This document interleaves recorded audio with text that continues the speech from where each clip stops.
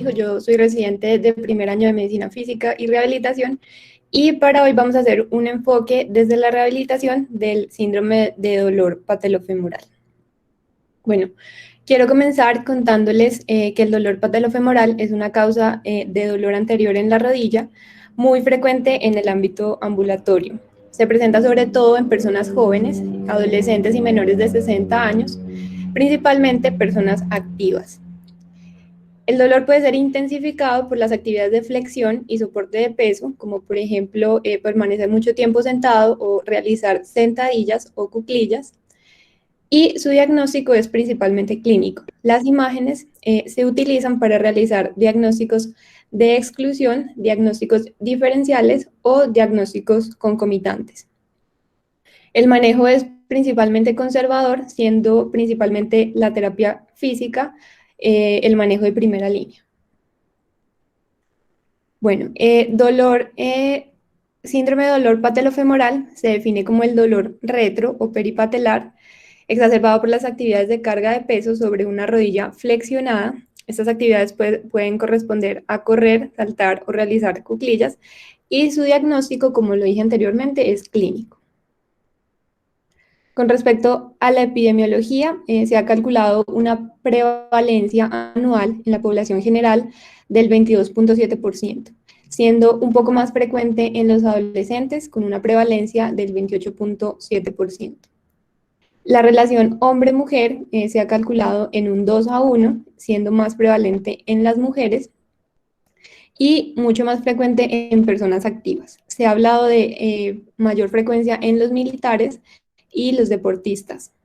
El pico de incidencia está entre los 12 y los 17 años y importante que personas que presentan osteoartritis se han realizado encuestas y evaluaciones retrospectivas. Cerca del 24% de estas personas tuvo un diagnóstico de síndrome de dolor patelofemoral en la adolescencia. Por eso es importante diagnosticarla para evitar esos desenlaces. Es importante tener en cuenta la anatomía. La articulación femororotuliana está formada por la rótula, la cual es un hueso sesamoideo triangular invertido que se encuentra en el tendón del cuádriceps. La rótula está ubicada en el surco troclear del fémur. Su función principal es la de la extensión de la rodilla y la desaceleración de la rodilla. La rótula actúa como una palanca, disminuyendo el requerimiento de la fuerza para realizar extensión de la pierna por parte del cuádriceps. Esta articulación está provista por una estabilidad dinámica, siendo las estructuras músculo-ligamentosas las más importantes. Se tienen en cuenta el tendón del cuádriceps, el ligamento rotuliano, el vasto medial, que es el más importante al darle estabilidad dinámica, el vasto lateral y la banda iliotibial. Y con respecto a la estabilidad estática, esta la proveen la cápsula articular, la tróclea femoral y los ligamentos femororotulianos. Es importante tener en cuenta la anatomía a la hora de hacer un examen físico, exactamente a la palpación, para poder identificar la fuente de dolor en el paciente. Con respecto a la fisiopatología, se han planteado varias hipótesis. Una de ellas es la mala alineación. La mala alineación se puede medir con el ángulo Q, el cual está formado por una línea trazada desde la espina ilíaca anterosuperior, pasando por el centro de la patela, y otra línea pasando por el centro de la patela y el tubérculo tibial. El ángulo Q es la diferencia angular entre las líneas de acción del cuádriceps. En este sentido, esta línea sería la línea de acción del cuádriceps y la del tendón rotuliano, siendo esta línea respectivamente para el tendón rotuliano. Se ha dicho que los incrementos en el ángulo Q van a generar incrementos en la tensión femororotuliana y de esta forma puede incrementar el dolor en estas estructuras. A pesar de que el ángulo Q se ha predicho como un factor de riesgo para el dolor patelofemoral, en esta revisión sistemática se involucraron varios factores de riesgo que hipotéticamente estarían relacionados con el síndrome de dolor patelofemoral y se encontró una relación no estadísticamente significativa, por lo cual el ángulo Q no es un factor de riesgo para el síndrome patelofemoral y sigue siendo una hipótesis asociada con el mismo. Otra hipótesis planteada es la retroalimentación sensorial. En un estudio se realizó artroscopia en rodillas, colocando anestesia simplemente en la piel, ingresando el artroscopio para evaluar las sensaciones subjetivas del dolor en las estructuras anteriores.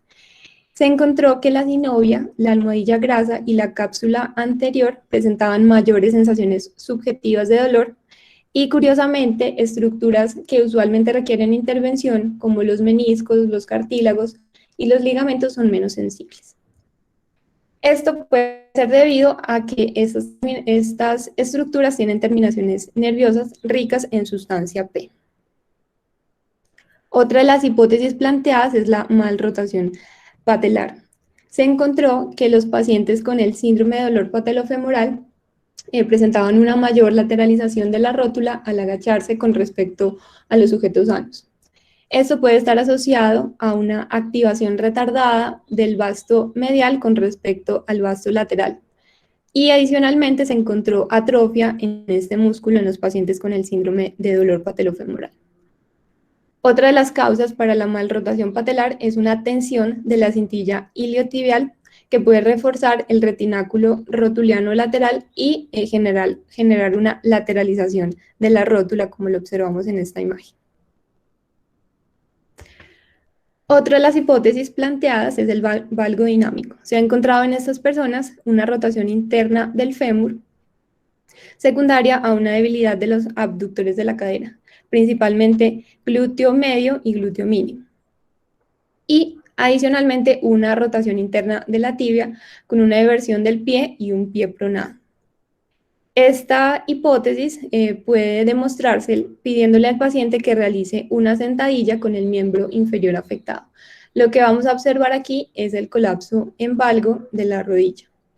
Esta hipótesis se ha estudiado ampliamente en atletas, en mujeres, y podemos observar también la debilidad de los abductores y extensores de cadera con la prueba de Trendelenburg.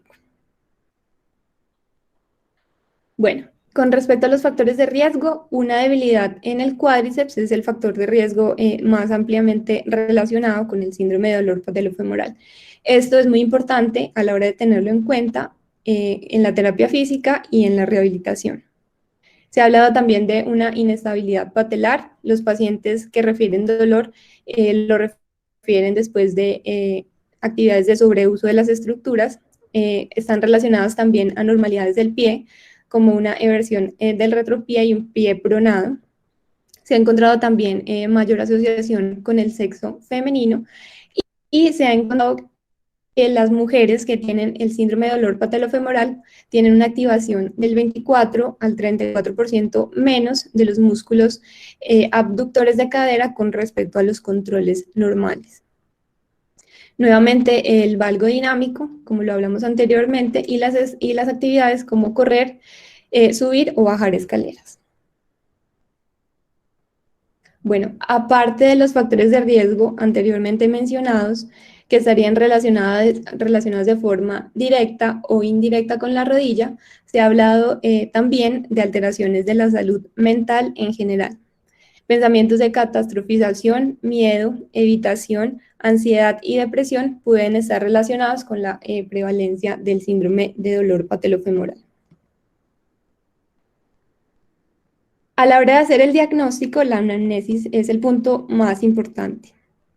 Los pacientes refieren dolor anterior en la rodilla que se intensifica por las actividades de flexión y soporte de peso. Pueden presentar dolor y rigidez con posturas prolongadas, como por ejemplo pasar mucho tiempo sentados, y incluso pueden referir debilidad muscular, específicamente en el cuádriceps. Puntos como la inestabilidad, los bloqueos y los clics son mucho menos frecuentes y me van a llevar a pensar en otros diagnósticos, como por ejemplo alteraciones en los meniscos o en el cartílago. A la hora de hacer un diagnóstico diferencial se deben tener en cuenta varias estructuras anatómicas que pueden estar relacionadas con este dolor anterior y en este sentido debemos tener en cuenta alteraciones óseas como la osteoartritis patelofemoral, tumores óseos, en la sinovia como la sinovitis, las plicas, alteraciones en el retináculo que me pueden generar una inestabilidad patelar, alteraciones en la piel o las bursas como la bursitis prepatelar, la enfermedad de OFA, alteraciones nerviosas como por ejemplo una neuritis del safeno, neuromas que se pueden presentar después de procedimientos quirúrgicos, alteraciones musculotendinosas como una tendinopatía del cuádriceps, una tendinopatía patelar y dolores referidos como el dolor lumbar o el dolor en las caderas. Bueno, el diagnóstico es básicamente de exclusión. Por eso, realizar un buen examen físico es muy importante a la hora de evaluar a estos pacientes. El examen físico debe ser sistemático para evitar perder información valiosa que puede ser muy determinante a la hora de hacer el diagnóstico. Vamos a evaluar teniendo en cuenta la inspección, la palpación, la fuerza muscular, la movilidad articular y les voy a hablar de unas pruebas especiales reportadas para el síndrome de dolor patelofemoral. En cuanto a la inspección, es muy importante descartar signos inflamatorios en la piel, masas, deformidades. Es importante ver el trofismo de los músculos periarticulares, la alineación y las discrepancias en longitud. Con respecto a la palpación, es muy importante pedirle al paciente que nos identifique el sitio del dolor. Se deben descartar derrames articulares y palpar las estructuras peripatelares para identificar la etiología del dolor. Es muy importante evaluar la fuerza de los extensores de la rodilla, de la flexión de rodilla, con el cuádriceps, los isquiotibiales, y muy importante evaluar los abductores de la cadera, que lo puedo realizar mediante el tren del embudo. Arcos de movilidad también son un punto importante, sin embargo los arcos de movilidad en esta entidad pueden ser normales, excepto cuando se presentan contracturas musculares. Es importante descartar contracturas a nivel de los isquiotibiales, como por ejemplo al hacerlo con el ángulo popliteo, contracturas a nivel del iliosoaps con la maniobra de Thomas, contracturas a nivel de la banda iliotibial con la maniobra de Over y contracturas del recto femoral con la maniobra de L. Se ha descrito esta prueba, es una prueba especial y es llamada la maniobra de la bajada del escalón, en la cual le pido al paciente que ubique el miembro inferior afectado en el borde del escalón y que baje con el miembro inferior no afectado. En esta imagen, el hombre tiene una adecuada alineación de caderas, rodillas y pies. Sin embargo, la mujer presenta una rotación interna del fémur con una aducción de la cadera, una alineación en valgo de rodillas y un pie pronado. Otra prueba especial descrita es el signo de la J. Él evalúa una extensión completa de la rodilla desde una flexión de 90 grados. Esta será positiva si la patela sigue un trayecto anormal en forma de J hacia lateral y esto me sugiere una disfunción del vasto medial o una retracción de las estructuras laterales. Otra prueba especial descrita es la elevación patelar, en el cual el paciente en supino, con la rodilla extendida, lo que voy a hacer es tratar de levantar la patela en su borde lateral y presionar en el borde medial. Si la patela está fija, esto me va a indicar una retracción de las estructuras laterales en la rodilla. Es importante evaluar la movilidad patelar. Vamos a evaluar la extensión del desplazamiento medio lateral de la patela. Lo normal es el desplazamiento. Bueno, aquí voy a dividir la patela en 4 cuadrantes y lo normal es que tenga un desplazamiento medio lateral de 1 a 3 cuadrantes. Si la movilidad es menor a un cuadrante, esto me va a sugerir una retracción en el retináculo. Y si la movilidad es mayor a 3, me va a sugerir una patela hipermóvil. Otra prueba especial descrita es la compresión patelar, en la cual con una flexión de rodilla más o menos a 30 grados realizo una compresión directa de la patela hacia el surco troclear con la eminencia tenar. Esta va a ser positiva si hay dolor, sin embargo su sensibilidad y especificidad no son tan altas. Bueno, ya con respecto a las imágenes diagnósticas, estas son útiles, pero a la hora de hacer diagnósticos diferenciales o diagnósticos concomitantes. Se solicitan solo si el dolor es persistente después de 2 meses de realizar manejo conservador con terapia física. Las imágenes más importantes y las que deberían solicitarse en primera línea son las radiografías simples. Voy a pedir una AP con soporte de peso, una lateral a 30 grados de flexión de rodilla y la proyección de amanecer que les voy a mostrar en la siguiente diapositiva.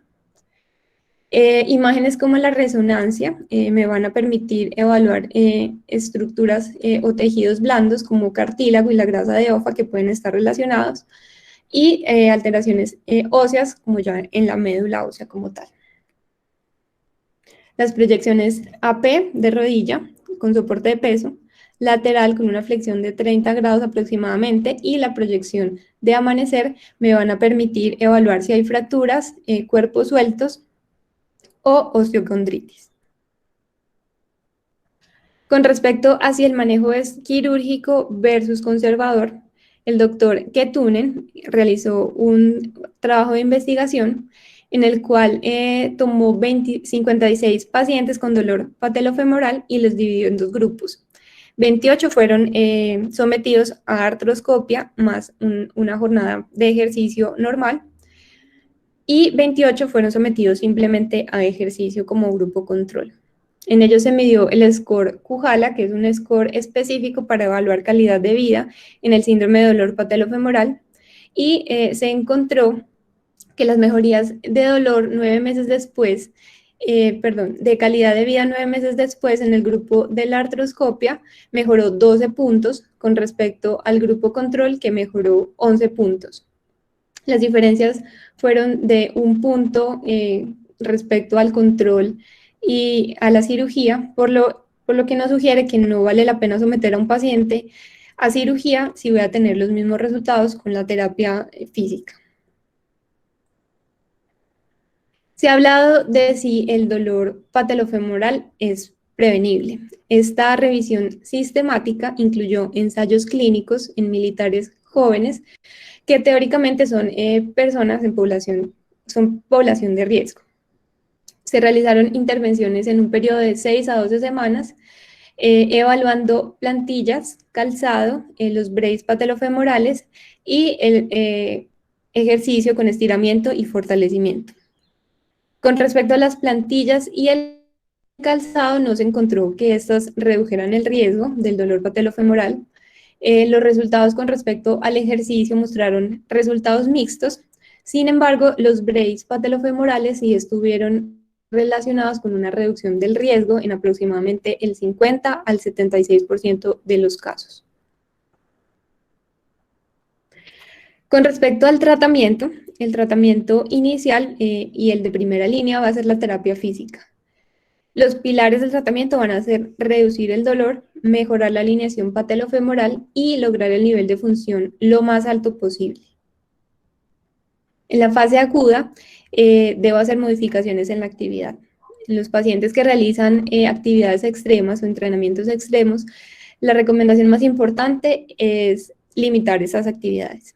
Sin embargo, se debe mantener una actitud aeróbica en estos pacientes. Se les puede recomendar ejercicios como la natación o la bicicleta estática con un sillín un poco más alto, evitando las lesiones de rodilla.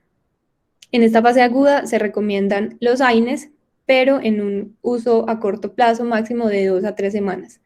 El naproxeno es el medicamento con más evidencia en dolor patelofemoral. Se pueden utilizar medios físicos, en este caso el frío, mediante hielo aplicado de forma local, y intervenciones como la iontoforesis, la fonoforesis o la estimulación eléctrica no han mostrado evidencia. La terapia física debe ser una terapia de ejercicio centrada en el cuádriceps y en la cadera. Esta se debe ajustar según las preferencias y las necesidades de cada paciente. Lo que se busca es una activación neuromuscular y mejorar la fuerza y la resistencia. En esos pacientes se puede realizar reentrenamiento en carreras. Se les puede decir a los pacientes que deben aumentar la tasa de los pasos de hasta un 5 a un 10%.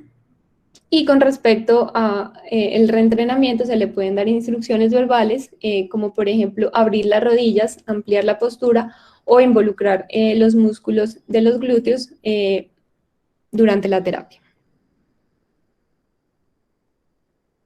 La terapia centrada en la cadera es importante en las etapas iniciales.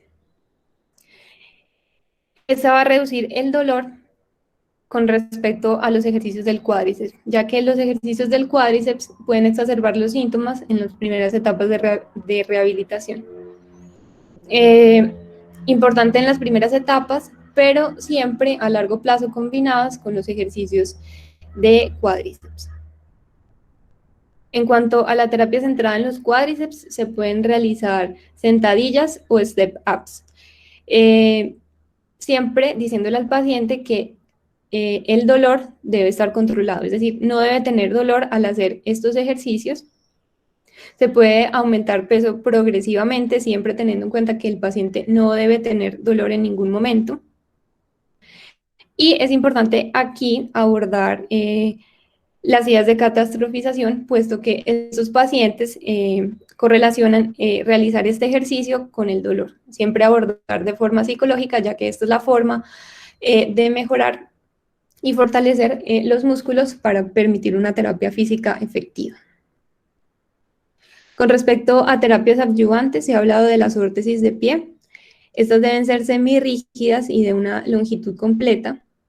Lo que van a permitir es un control de la sobrepronación. Entonces, estas van a estar indicadas sobre todo en los pacientes que tengan un pie hiperpronado. Los predictores de éxito son una mejoría inmediata al realizar una sentadilla con un solo pie con el uso de la órtesis. Y quiero contarles y quiero decirles que es muy importante que esta no se usa de forma simple, sino que siempre debe estar unida a la terapia física. Al igual que la órtesis, el tape patelar es útil como complemento a la terapia física, pero no de manera independiente. Los tape patelares y los vendajes elásticos lo que van a hacer es mejorar la alineación de la rótula, pero siempre como complemento a la terapia física. Y se ha demostrado que en pacientes obesos no tiene tanta efectividad. Se han evaluado infiltraciones con glucorticoides, ácido hialurónico, plasma rico en plaquetas o incluso toxina botulínica. Sin embargo, la evidencia no respalda el uso de las mismas en el síndrome de dolor patelofemoral. Con respecto al seguimiento de estos pacientes, es importante evaluar el cumplimiento de la terapia, preguntarle al paciente la frecuencia de entrenamiento y cómo está haciendo el entrenamiento. Si el paciente persiste con dolor, siempre es importante confirmar el diagnóstico inicial, puede incluso repetir el examen físico. Esto me puede cambiar la orientación terapéutica. Y si después de 6 meses el paciente continúa con dolor, puedo solicitar imágenes como una resonancia que me pueden cambiar la orientación terapéutica dependiendo de las estructuras afectadas. El pronóstico en general es favorable. Se ha calculado que el 85% reportan mejoría con los ejercicios replicados en el hogar. Factores de riesgo de mal pronóstico se han reportado una rótula hipermóvil, las edades más avanzadas y los síntomas bilaterales que puedan imposibilitar el cumplimiento de la terapia física. Y se ha reportado también los comportamientos o los pensamientos de evitación del miedo. Siempre es muy importante tenerlos en cuenta en un abordaje psicológico. Como conclusiones, el dolor patelofemoral es un dolor peripatelar que se agrava con el soporte de peso en flexión de la rodilla. Hasta ahora no hay un consenso específico sobre su fisiopatología. El diagnóstico es clínico, no requiere imágenes para realizarlo y el pilar del tratamiento es la fisioterapia. Muchas gracias, quedo atenta a su...